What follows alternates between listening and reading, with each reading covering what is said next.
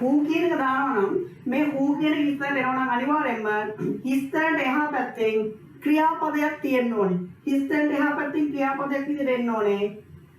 මේ ඉස්සරහට කලින් පුද්ගලයෙක් ඉන්න ඕනේ. ඒක අපම කලින් කොහොම මේ තුනට මෙහෙමයි එන්න ඕනේ. පොදු ලක්ෂණය තුනටම මේ who's කියන තුනට පොදු ලක්ෂණය තමයි ඉස්සරහට කලින් පුද්ගලයෙක් සඳහන් වීම. එහෙනම් පුද්ගලයෙක් සඳහන් උනාට විතරක් බෑ who දාන්න. ඉස්සරහට එහා පැත්තෙන් නැවත ක්‍රියාපදයක් අපි ප්‍රධාන වශයෙන්ම ක්‍රියාපදයක් තියෙන්න ඕනේ. එහෙනම් බලන්න මේක පළවෙනි එකේ තියෙනවා a surgeon is a doctor. මෙන්න තියෙන පුද්ගලයෙක් ડોක්ටර්. එතකොට පළවෙනි කරුණ සාර්ථකයි.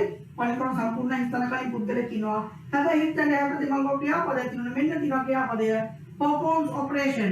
operation කියන විධාන සත්කම් සිදු කරනවා. නැත්නම් සත්කම් කරනවා කියන අර්ථය නම් සත්කම් කරනවා. මෙන්න කරනවා කියන ක්‍රියාපදය නම් මෙතෙන් එනවා කතුළු පදයක් විදිහට मन डॉक्टर विस्तार करना मन डॉक्टर है who क्या कहना who performs operation ये नाम पुद्गलवादी पदया पुद्गले की पदया तीन है पत्ते who एंड नाम ई है पत्ते नाम तो क्या पदया तीन नाम क्या पदया कालिंग कमाई who क्या कहने नाम उत्तरे तो surgeon is a doctor who performs operation surgeon के ने किया ने सत्कम सिद्ध करना वैद्य के नाम सर्जन के ने किया ने डॉक्टर वैद्य और मोन वैद्य देखो who performs operations සත්කම් සිදු කරන කෙනෙක්. හරියට නම් මෙන්න මේකට එන්න ඕනේ who කියන උත්තරේ මොකද හිතන්න හැපැත්තේ නැවත ක්‍රියාපදයක් තියෙනවා. හරි ඊළඟට බලන්න අංක 3 වාක්‍ය නිසා මෙන්න ඉන්නවා නිසාම් කියන පුද්ගලයෙක් කියන පුද්ගලයෙක් හැපැත්ත හිතන්නට who කියලා කියනවා නම් ඊට හැපැත්තේ නැවත ක්‍රියාපදයක් තියෙන්න ඕනේ.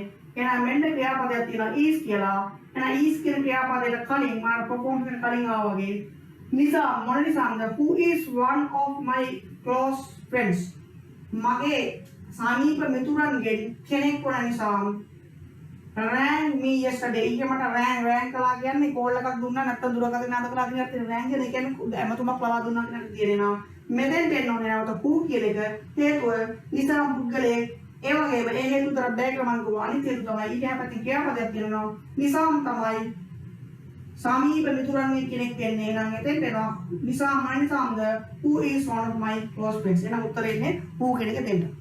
හරි ඊළඟ whom කියන එක එන්න නම් උත්තරයකට මතක තියාගන්න අර කලින් වගේම හිතන කලින් පුද්ගලයෙක් ඉන්න ඕනේ ඒක අනිවාර්යයෙන්ම වෙන්න ඕනේ පුද්ගලයෙක් වෙන්න නම් පුද්ගලයෙක් තියෙන්න ඕනේ අනිවාර්යයෙන්ම whom වෙන්න නම් ඊළඟ දේ තමයි හිතෙන් එහා පැත්තෙන් බලන්න කලින් මම කිව්වේ ක්‍රියාපදයක් තිබුත් who වෙනවා කියලා මේකේ එහා පැත්තේ නැවත තව වාක්‍යයක් තියෙන්න ඕනේ. ඒ වාක්‍යයේ කර්තෘ පදයක ක්‍රියාපදයක සහිත වාක්‍යයක් තියෙන්න ඕනේ.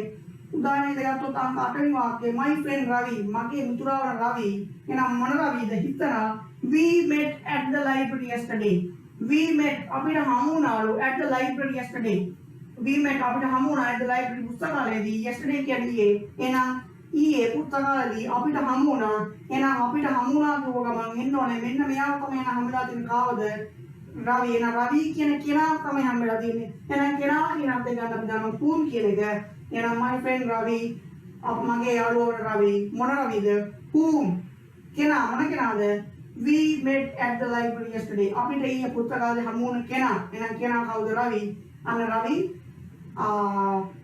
එයා මගේ යාළුවා කියලා කියන්නේ නම් මගේ යාළුවා Raviව අපිට ඊයේ පුස්තකාලේ හම්බුණා එහෙනම් මෙතෙන්ට එන්න ඕන whom ඉස්සෙන්ට කලින් පුද්ගලයෙක් ඉන්නෝනේ ඒ පුද්ගලයාට හැපැත්තෙන් වාක්‍යයක් සම්පූර්ණව කියනෝනේ කර්තෘ පදයක් ක්‍රියාපදයක් සහිත වාක්‍යයක් එහෙනම් ඒ වගේම තමයි we met අපිට හමු වුණා එහෙනම් අපිට හමුුනේ මෙන්න මේ කෙනාව කියන අර්ථයකින් මතුවෙන්නත් ඕනේ අපිට හමුුනේ මෙන්න මෙයා වෙන අපිට හමු වුණා නම් හමුුනේ අනිවාර්යයෙන් මෙන්න මේ පුද්ගලයා ඊ අපිට පුස්තකාලේ හමුුනේ මෙන්න මේ කෙනාව එහෙනම් මෙතෙන් දෙන්න ඕනේ උත්තරේ ආකාර දෙන්න ඕනේ whom කියන එක හරි ඊළඟට ඒතෝලා තියෙන අපිට whose කියන එක විතර මම whose කියන්නේ කෙනාගේ කියන අර්ථය whose කියන උත්තරේ දෙන්න නම් මම කියන්නේ හිතන්න කලින් සුබුදු විදියට පුද්ගලයෙක් ඉන්නවනම් අනිවාර්යයෙන්ම අපිට තුලා තියෙන තව එක වාක්‍යයක් නම් බොහෝ විට ඒක වෙන්න ඕන අපි ඒක වාක්‍යෙම කියලා බලමු අංක 4 වාක්‍ය තුලා තියෙන අංක 4 තියෙනවා I got I කියන්නේ I have කියන එක කෙලිකලා තියෙන I have got a cousin I have got a cousin මට cousin කියනවා දන්නවා අපි සාමාන්‍යයෙන් මස්ති නැගින අර්ථය නැත්නම් ඥාති සහෝදරයා කියන අර්ථය කියලා ගන්න පුළුවන් I have got a cousin මට ඉන්නවා ඥාති සහෝදරයෙක් හිතනවා hobby is gardening එහෙනම් මතක තියාගන්න මට ඉන්න ඥාති සහෝදරයා අන්න එයාගේ දෙයක් තමයි එහා පැත්තේ කියන්නේ එයාගේ මෙන්න මේ කියන කෙනාගේ දෙයක් මෙයාගේ දෙයක් තමයි මොකද්ද hobby is gardening hobby එක gardening නැත්නම් ගෙවතු වගාව නැත්නම් වත්තේ වගාවක් කියන වත්තේ වැඩ කිරීම. එහෙනම් hobby එක විනෝදාංශය වත්තේ වැඩ කිරීම වල වෙන කාගේ විනෝදාංශයද? මෙන්න මේ කියන කෙනාගේ කාගේද? මෙන්න මේ කසින්ගේ. එහෙනම් මෙන්න මේ කෙනාගේ hobby එක. මෙන්න මෙතෙන්ට කෙනාගේ hobby එක එනවා. කෙනාගේ කියන අර්ථය ගන්න අපි දානවා whose කියන එක නම් I have got a cousin. මට ඉන්නවා ඥාති සහෝදරයෙක්. මොන ඥාති සහෝදරයෙක්ද? whose hobby is gardening. ගෙවතු වගාව hobby එක වන නැත්නම් යාගේ hobby එක කෙනාගේ hobby එක තමයි gardening. එහෙනම් කෙනාගේ කියන අර්ථයට මෙතෙන් දෙන්න ඕනේ whose කියන. ඔය විදිහට තමයි වාක්‍යයට උත්තර එන්න ඕනේ. අඩුපාඩු තියෙනවා හදාගන්න. හරි ඊළඟට activity 4 එකේ තියෙනවා add commas where necessary. මේ වාක්‍යය කියලා මම එදා කිව්වා comma එන්න ඕන තැන් වලට comma දාන්න කියන එක. හරි අපි බලමු කොතනද comma වෙන්නේ කියලා. පළවෙනි වාක්‍යය තියෙනවා. අපි මේ තියෙනවා මතක් කරලා remember not all sentences need them. හැම වාක්‍යයකටම මේක අවශ්‍ය නැහැ. ඒ වාක්‍ය යෙදෙන තැන් තිබ්බොත් විතරක් comma දාලා ලියන්න නැත්නම් වාක්‍ය නිකම්ම ලියන්න. හරි. This is the dictionary which I bought yesterday. මතක තියාගන්න හුඟක් වෙලාවට අපි මේ කමාවක් දානවා මේ වාක්‍යයක් ලියනකොට වෙන හැම එකම which who ඊළඟට which ඊළඟට I who ඔය විදිහට අර කලින් ඉගෙන ගත්ත relative pronouns වලින් තමයි වාක්‍ය සම්බන්ධ වෙන්නේ. ඒකට ප්‍රධාන වශයෙන්ම පුද්ගලයෙක් විස්තර කරන එකක් ආවොත් පුද්ගලයෙක්ගේ නමක් ආවොත් අන්නේ පුද්ගලයා විස්තර කරන ඉඳ හැපැතින් who කියලා ආවොත් ඒ කියන්නේ පුද්ගලයෙක් නමක් රවි ඉස්සලාව රවි ඊළඟට නිසාම ඔය වගේ පුද්ගලයෙක් නමක් ආවොත් අනිවාර්යයෙන්ම අපි කමාවක් දානවා. පළවෙනි එකේ this is the dictionary which I bought yesterday. This is the dictionary. මතක තියාගන්න මේකට කමාවක් එන්න බෑ හේතුව this is the dictionary. මේක තමයි dictionary. එහෙනම් මේ වාක්‍ය මෙතනින් ඉවර වෙනවා. ඊට පස්සේ ඒ තව වාක්‍යයක් join වෙනවා මොන dictionaryද which I bought yesterday. එහෙනම් මේ වාක්‍ය ගානට අංක එක වාක්‍ය මෙතන දෙක වාක්‍ය මෙතන පිටවල තියෙන නිසා එහෙම කමාවක් එන්නේ නැහැ පළවෙනිට. හැබැයි මේ වාක්‍ය කෑල්ල මෙතන තිබිලා විශ් දාලා තව වාක්‍ය join කළා මේ වාක්‍ය කෑල්ලක් තම අපිට නැවත එන්න දුන්නොත් මේ වාක්‍ය පළවෙනි වාක්‍ය කොටසක් අග තිබ්බොත් අන්න එතකොට ඒ දෙක අග තියෙන කොටසයි අර මැද වාක්‍ය වෙන කරන්න අපි දානවා. අපි උදාහරණයක් විදිහට මැද ගන්න ඉස්සරහ තියෙනවා my youngest brother who is in grade 4 can sing well. මෙන්න තියෙනවා ඒ විදිහ වාක්‍යයක්. my youngest brother මගේ බාලම සහෝදරයා.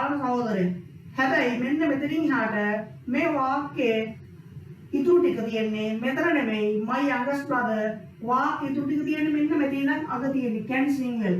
my youngest brother can sing well. මේක තමයි වාක්‍ය ඇත්තටම මගේ බාලම සහෝදරයාට සිංහල කියන්න පුළුවන් පොඩි. ඒක මොකද මේ කරලා තියෙන්නේ? my youngest brother කියන එක නම් විස්තර කරන්න මැදට වාක්‍යයක් ඔබලා. මොකද වාක්‍යය my youngest brother මෙන්න මෙතන නැවත ඕනේ වාක්‍යය මොකද? who is in grade 4 හතර ශ්‍රේණියේ ඉන්න මගේ youngest brother ඊට පස්සේ තමයි මගේ youngest brother කරන්න පුළුවන් දේ දාන්නේ can sing well.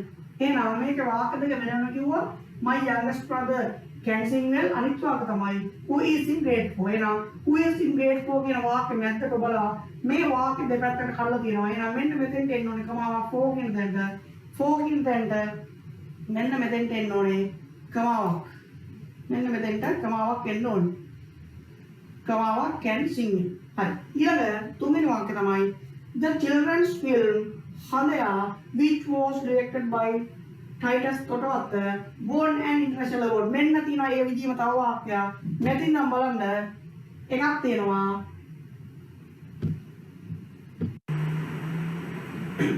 හරි එකක් තියෙනවා බලන්න. the children's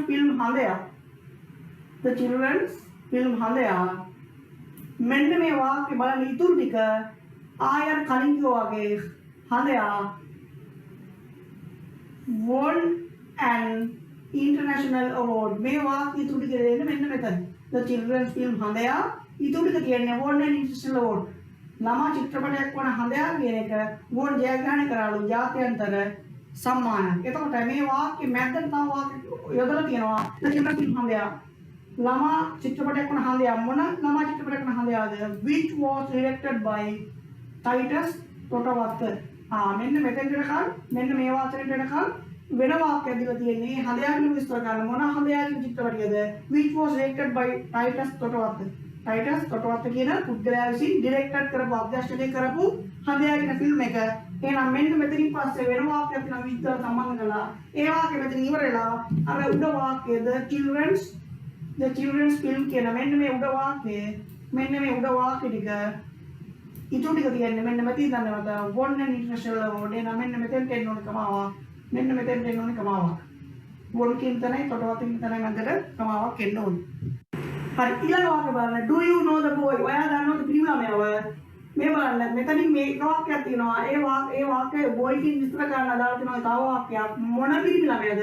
Who is standing near the gate? ගේට්ටු අසල හිටගෙන ඉන්න කෙනා. එහෙනම් මේ වාක්‍ය සම්පූර්ණයෙන්ම කියලා තියෙනවා. අර කලින් වගේ මේ වාක්‍ය ඉදිරි කොටසක් අග ඇවිල්ලා නැහැ. ඒ නිසා මේකේ කමාවක් දාන්න අවශ්‍ය වෙන්නේ නැහැ. ඊළඟ පස්සෙන් තියෙනවා rice සහලු ඔන්න බලන්න සහල් කියන තැනින් නවත්තලා තව වාක්‍යයක් ජොයින් කරලා මොන සහල්ද? which is grown in many Asian countries.